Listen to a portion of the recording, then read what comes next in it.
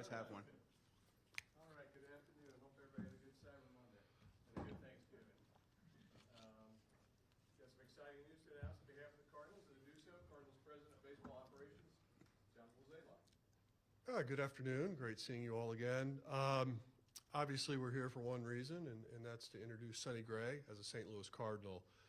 I think back to about Sonny Gray, and I remember back in 2011 when he was pitching at Vanderbilt, how we had a lot of interest in trying to draft him in the first round. Unfortunately, he was chosen before we got to pick, and ended up being drafted by Oakland. So, you know, it's kind of come full circle, and it's kind of cool. And there were a couple times we actually tried to trade for him too along the way. So here we are. And you know, people may ask, like, why do you sign Sonny Gray? He's a competitor. He's always looking to improve. He's aggressive. He fits this ballpark perfectly. And most importantly, he wanted to be a Cardinal. So when I think back to this process, I want to thank Bo McGinnis, his agent. He was patient. I tried to walk through the timeline and how we wanted to do this. We were hoping to be able to sign a couple of pitchers that we knew we could count on innings for. And then if we were able to accomplish that, then we were hoping to do something a little bigger, a little longer, and obviously that's where Sonny fits in. So I want to thank Mr. DeWitt, ownership, for being patient, for supporting us, to giving us this opportunity to sign Sonny. We entered this offseason with one simple goal, and that was pitching, pitching, pitching. And I'd say so far so good. And you know, as I reminded all of you guys last week, that this isn't about being done or being finished. This is about addressing our needs and doing something that we felt we needed to do. And so adding 3 guys to our rotation we think is important. We still know there'll be competition in spring training, but there's still 2 months left in this offseason. We understand there's still some work to do. And, you know, the offseason's fluid. And so I just think we're going to take our time, reassess where we are, and certainly see if there's other ways that we can still improve before we get down to Jupiter. So at this time, I'd like to introduce Sonny Gray as a St. Louis Cardinal. So thank you. Come up here and get a photo here. Sonny, I can take a jacket if you want. All right. Yeah, the awkwardness. Yeah, 54, like it. Bob gets Last him flipped request, around. right? Yeah, last one. Ooh. All right. Up to you on that. I'll put the hat on. I like hats. Do the hat. Do our handshake. Do the right thing, right? Turn the floor over. Looks good.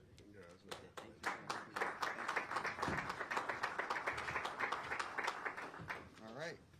Floor's yours. Floor is mine.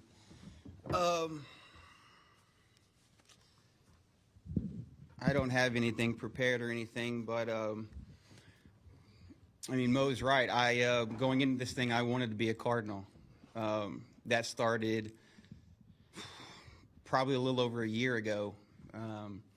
It's a place that every time I've come here as a visitor, I've looked at the stadium and I've said, "Wow, this place is incredible." I looked around the seats and I've seen the fans, and the fans continue to show up and they support this team. And then you talk around the league and you talk around different guys who have been all over the place, and everybody raves about St. Louis, the Cardinals, the fans, how the fans support you, how the fans are hard on you, how the fans expect you to win, expect greatness, which is something that, as a player, as a competitor, that's something that you want. Especially for me, where I am in my career is I want to win. I want to win.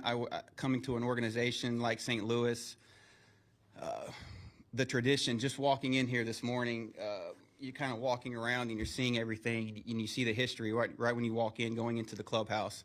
The history's there, the feel is there. It's just a baseball town and a baseball city, and in a place that I'm thrilled to be able to come and be a part of it. I think that as Mo was saying, pitching, pitching is something that I love to do. Winning is something that I love to do. Creating a pitching culture, working with other pitchers on a staff, pushing each individual pitcher on a staff to get better. That's something that I truly enjoy. You want to talk about changing changing a pitching culture or creating and establishing a strong pitching culture. I think you bring in Lance, bring in Kyle, bringing me. You want to talk about creating an edge, having some intent and some fire to the guys who take the ball. You're definitely doing that, and I think you guys, if you followed me at all, you definitely have probably seen that, and if you haven't, then you'll see it very soon. But you want to talk about someone who takes the ball and has an edge, you'll see it. And that's it. Like I said, I do want to thank everyone involved throughout this process. It's a place, like I said, it's a place that me and my family, we truly wanted to be here, and we're glad that it worked out, and we get to be here. So very excited to be a Cardinal, and very excited to get this thing started. So anybody have any questions? None? Can you talk about the fire and where it comes from? Was born with it? I think you're born with it. I do now, having an 8-year-old and a 5-year-old and watching them compete on a day-to-day basis. I think you're born with that competition and that fire. But I also think it's something that you continue to improve. I think that's being a competitor and having an edge and something that's something that you work on a daily basis. Just the same amount of throwing a curveball, throwing a slider, throwing a fastball. It's something that is practiced. It's something that you definitely have or you don't, but it's something that when things matter to you, winning matters to me, pitching matters to me, then the best part, the best version of yourself just naturally shows up. I love competing. I absolutely love competing. I love taking the ball. I love having that me versus the hitter. I love doing that. It's something that I genuinely love doing. And it carries throughout a staff. It carries from one person to the next. And when you start putting super intense competitors with an edge and with a fire, and you start stacking those guys up, then you're putting yourself in a good position to have success. Sonny, you said you wanted to be here. How does it play out with your agent? Do you tell them, hey, make sure they know, and what if other teams are coming after you? How do you balance that? Delicately. Yeah. I mean, if you could been a fly on the wall or anything in the last week, I said before this thing, I was talking to Bo, and there's a couple of places that I wanted to be, and St. Louis was at the forefront of that. But then there is still a balance, right? You still have to go through the process and see kind of what presents itself. And St. Louis wasn't the first team to reach out and contact us and do this thing. We were moving along with other teams, and thinking, and then you start seeing yourselves in different situations. You're like, okay, yeah, that would be, that's, and then you do finally get a call and you get intrigued. You move down the road, and then once it becomes clear, it's a place. I did tell Bo that this is the place. Let's make it work. And then I don't know if a lot of free agents say this, but it's just who I am. It's just who I am. You'll get to know me. I said, hey, money's not the ultimate factor. This isn't the ultimate factor. Being closer to home, being on a competitive, winning culture, being in a place that you want to be, all those things definitely did matter to me. And like I said, when St. Louis called, it made this thing seem a lot more plausible. And then we were able to work through it and get it done. And I'm happy. I'm happy to be here. Sonny Mo thanked Bo for his patience, also probably in that is your patience as well as they work through other things. Did the signings that you saw Lance and Kyle go final, did that increase your intrigue? Did you kind of see what they were building toward?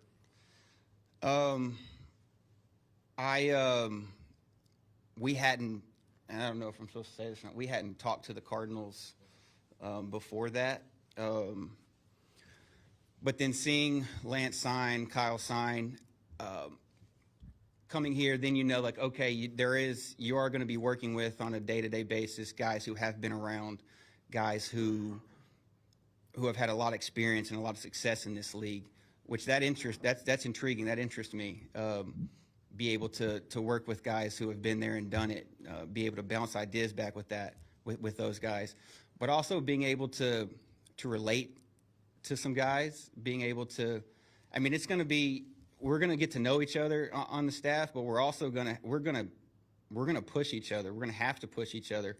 We're going to have to be there for each other on a day-to-day basis. We're going to have to turn this thing into getting a really good understanding of each other and what makes it move for the other person, how to push the other person, I mean, it's a thing that we'll work through, but it's all like guys who want to be at a place and guys who still have that edge to them and guys who still want to go out there and compete and can still believe in themselves and can still go out there and dominate baseball games. I mean, we have guys that can do it. I'm also a little bit of a rambler, so I'm honestly forgot your question. So. Whether those additions, I mean, that made it more appealing, but I guess that maybe the better question is, was there anxiety during that time going, are the Cardinals ever going to win? How long am I going to have to wait? No, there wasn't, because you're also going through it and it just plays out how it's going to play out, and it's just going to be what it's going to be.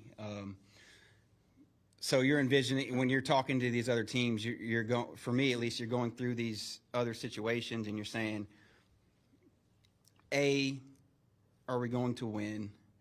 B, is it going to be a good situation for me and my family? Those are the things that you kind of start with me. So then when you're going through the other teams, you know, you're just kind of siphoning through a lot. I mean, I thoroughly enjoyed going through the free agent process. I truly did. There was a ton of anxiety, a ton of stress. I mean, you're making a decision and a commitment to a place, but that place is also making a commitment to you. So it definitely goes both ways there. But going through it, it's just, you know, but it is a big decision. But when the Cardinals called and when we started going down the road, the decision just started to get clearer and clearer and clearer, and it became an easy decision. And that's how you know it's right, when it just becomes an easy decision, a clear decision to make, and one that checks all the boxes for me. Sonny, did you have to look at last year's finish for them, which was surprising around here? Did you have to look at that and say, I know they're going to be able to bounce back quick? I believe I did see it, but I believe in the front office. I believe in the organization. I believe in the culture. I believe in the fans. I believe in the city. I believe in the traditions that have been created here. If you look at it, I don't think the Cardinals have had a losing season since 2007. Correct. Since 2007. So it's not a place that accepts losing. Losing is not an option. It's not a place that you just say, oh, the Cardinals are, you know, they're going to go through this thing. It just doesn't happen here. So I believe in that. I believe in traditions. I believe in longevity. I believe in, I mean, you're going to not have a losing season since 2007. You got a strong culture. You got an incredibly strong foundation. You've got good people. I believe the winning culture is still here. It just didn't happen last year. But I believe it's still here, and it's been here for a long time. John, how early did you know that this was going to happen, that you were going to pursue it? Was it in the summer when you knew he was going to be a free agent, or when? Well, I do remember that game he pitched against us in August, and he kind of shoved it against us. So that was certainly something we do remember. But like, I mean, obviously he was having a lot of success. We were following that. You know, you hate to like start thinking about your roadmap for how to get better during like in August, but you know, obviously when we hit the off season, we knew that he was going to be someone of high interest. You know, you go back to the general manager meetings. We met with Bo.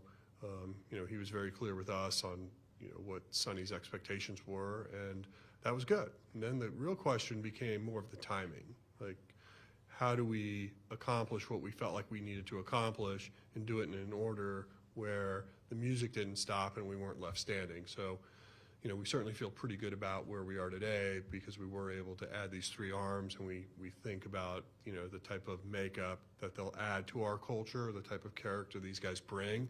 I mean, that's important, and it will be a difference maker. Sonny, you're talking about the dynamic within the pitching staff, so that culture, the edge, that sort of in a group, though. Why is that such an important thing to you? It seems like it's an important thing to you. Is that just from past experience, or what makes that such a factor in your mind? I've been fortunate throughout my career to be on some really good staffs, and those staffs you have it. You have it. You have to be able to push each other. You have to be able to challenge each other. You have to be able to call each other out. You have to be able to lean on one another when a member of your staff is feeling some type of way. You've got to be there for them, but you've also got to be there for them when they're feeling the other type of way. You got to bring them down, you got to push them up, but I expect those guys to do the same thing for me. You have to instill the utmost confidence in yourself if you want to go out there and be successful. You can't just go into this thing and you can't be a good pitcher, and you can't have success, and you can't be a good staff if you just kind of like, if you don't believe it, if you're just kind of halfway in, you're gonna get halfway results. I mean, it's just what I believe, and it's just who I am. It's just how I live my life. It's just, I don't know. It's just who I am, and it just comes out when I get around baseball, and when I talk baseball, or when I pitch and when I do stuff. I mean, you have to, it takes a lot. Like, it takes a lot to be great. And I also know that one pitcher doesn't make a team win. You got to have everyone. You got to have every guy on the staff, bullpen. You've all got to be pulling in the same direction and have a common goal and have a common belief. And I'm a big believer in, like, me versus you, having that mentality, having that you won't see me take the ball out there, and some people do. That's not who I am. You won't see me out there taking the ball and smiling to the hitters and telling them, like, how you doing? Like, you know, hope you had a good night or whatever, right? It's just not. You're gonna see that's the complete opposite. I believe in the competition. I believe in the competition of the hitter, of the hitter and the pitcher, and then the catcher as well. Like, that relationship, that all is incredibly important. You've got to be willing to be in the fight together as a whole unit, as a staff, like when Lance pitches, you have to be invested into that game.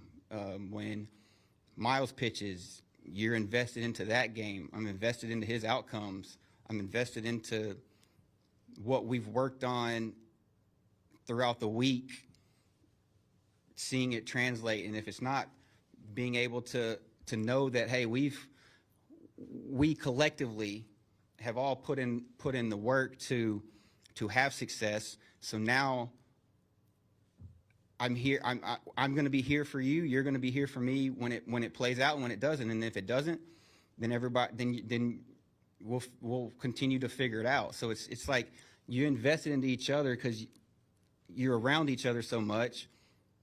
You see the work that they're putting in. So now when it's time, you also have to be there to support each and every person on the staff in different ways. It truly is like a brotherhood, a bond that everyone just has with each other. Did you talk to an existing player in the roster before you made your final decision? A current player, like existing means current. Yeah, or a past player before you made your decision. So I've been in touch with Wainwright quite a bit. I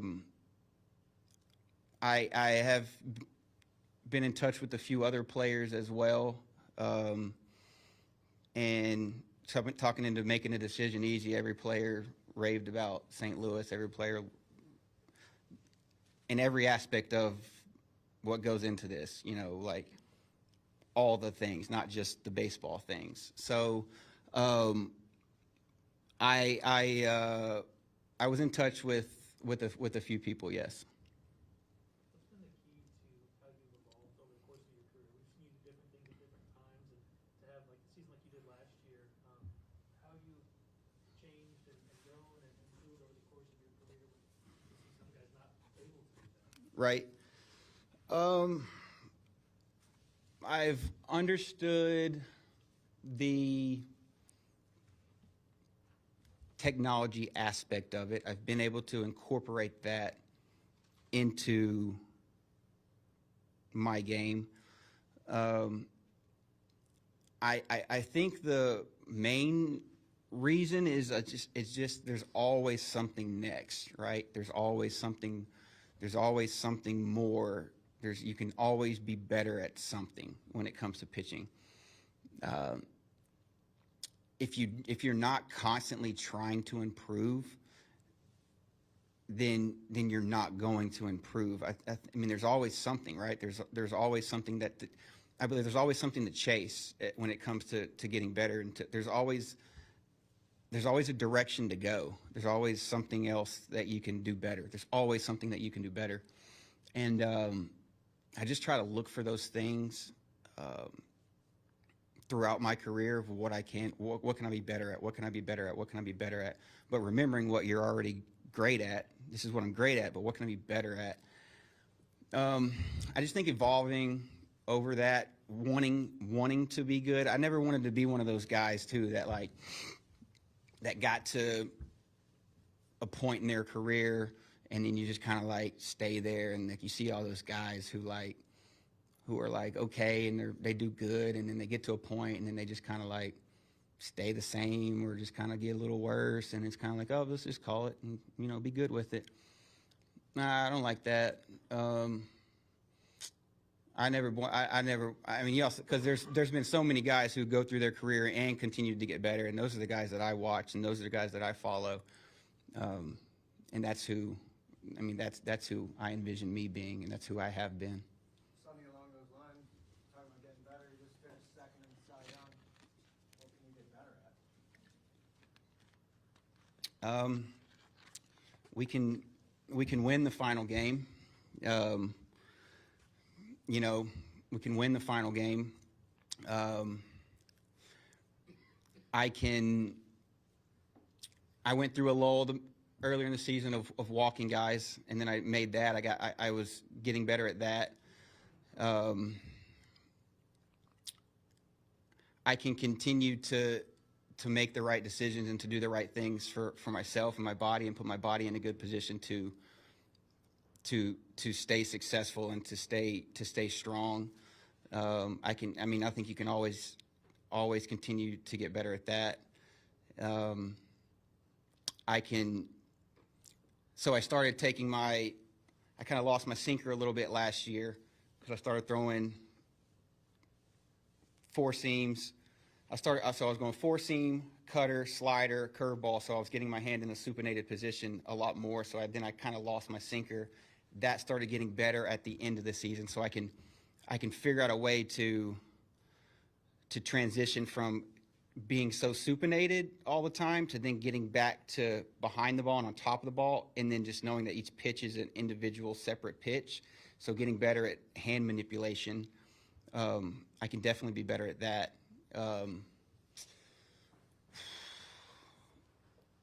There's a lot to get better, and that's going to come with getting to spring and coaching, and getting coached. I enjoy being coached. So that'll come. There's still a lot to get better at. Could finish first in the Cy Young. You know, Well played. there's a. Is that baseball you picked up here or brought with you? I travel with the baseball at all times, so I just thought it'd be a good idea to bring it out with me. Well, we obviously know you've spoken a lot about innings and how that's a place to build the rotation from. What factor was experience and seasoning? You hear Sonny describe what goes into a rotation and the culture that is established by starters who've been around. When you went into this offseason, did you prioritize that at all as a way to expedite the turnaround? Yeah, we certainly value experience.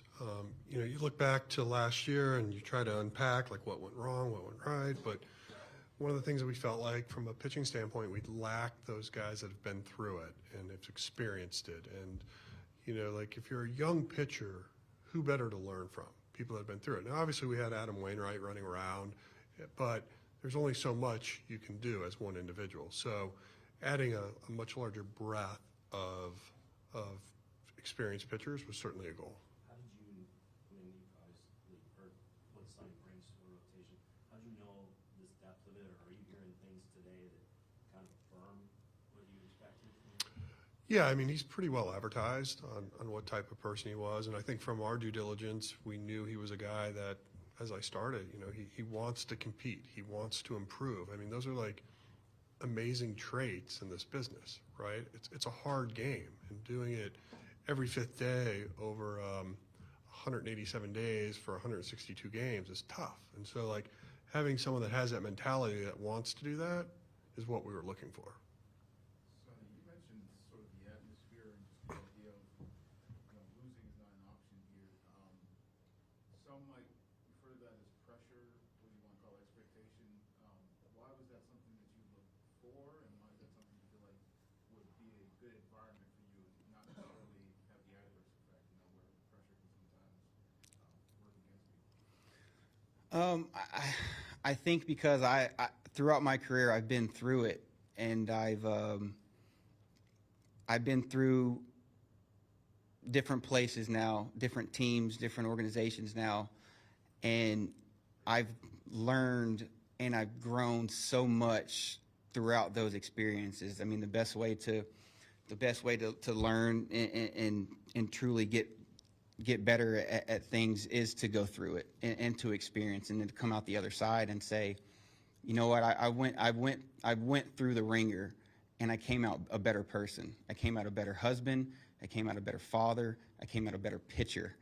And to go through it, and now to look back, as Mo was saying, look back at a season, but I as a pitcher, you also look back at each season that you have, and it's like, okay, what did I do wrong there? What started going wrong there? And then you're just like, okay, so having been through the ringer, you know how to get yourself out of it in one start or two starts, and not let it linger for 5, 6, 7.